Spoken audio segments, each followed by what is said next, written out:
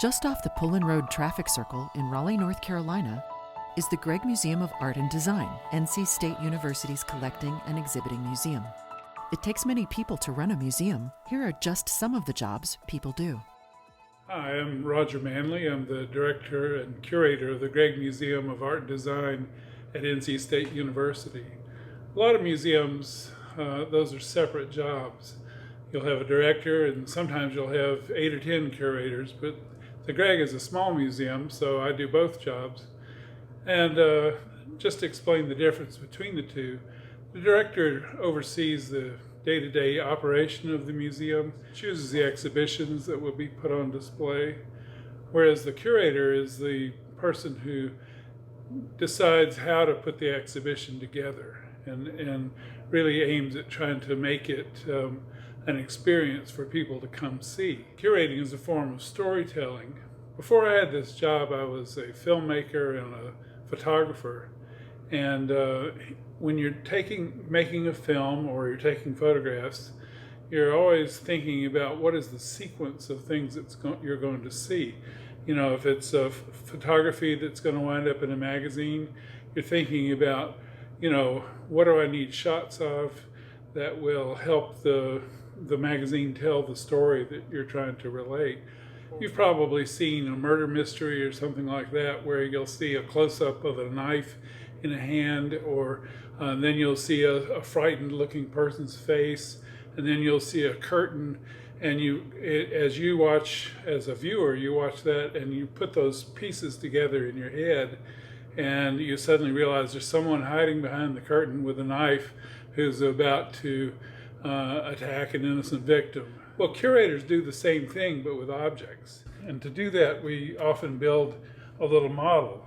So that this is a model of one of the galleries here at the Gregg Museum, where I can envision the viewer walking in the door of the gallery, and I think about what do they see first, and then as they round the bend and enter the gallery itself, what do they see next? You know, what's the sequence of things? So, and then you're also involved in writing the explanations that go on the labels next to each of the objects.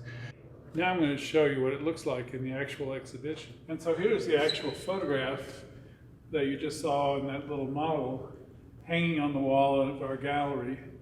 And right behind it is the next thing the viewer would see, or the visitor. And then they'd walk around this way and enter the gallery itself. Now you notice we're using a very kind of dark lighting in here, because this is a show that we're trying to create a mood. And one of the other things that the curator does is figure out, you know, what would it take to make that mood happen. In this case, we have some music playing softly in the background from Amish church services, which we felt like would go with the kind of objects that are on display in here. Of course, photography is not the only kind of thing we show here at the Gregg Museum. We show all kinds of things. This particular show in this room, and it is a show of ceramics, and yet the same strategy is used where I think about when you walk into the room, what's the first object you're going to see? And then what is the next object? So that you're trying to put together this sequence so that it becomes a kind of an experience. You turn the corner and you see a face looking at you. And then you might look up over here and see a kind of totem. You're trying to control the experience so that when people come in, they feel like something special has happened. And that's really the main goal of being a curator, is to create an experience for people that they will remember, because it's actually a form of teaching. I guess the thing I love most about being a curator is that that I enjoy telling stories, and that I want people to have an emotional response to things that they weren't expecting. And you know, that being able to put those two things together is really a lot of fun. You know, one of the differences between seeing something in a museum and seeing something on television is that it's real. You're actually looking at the real thing. You're not looking at it on a monitor, you're not looking at it on a little screen.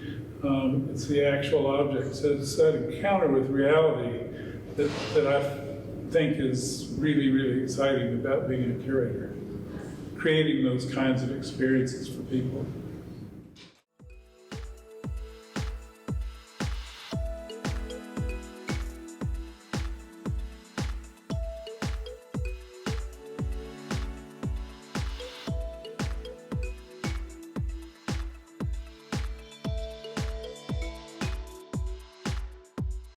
As always, the Greg is free and open to the public. We hope you'll visit us soon, in person or virtually. You can find lots of information at our website, greg.arts.ncsu.edu.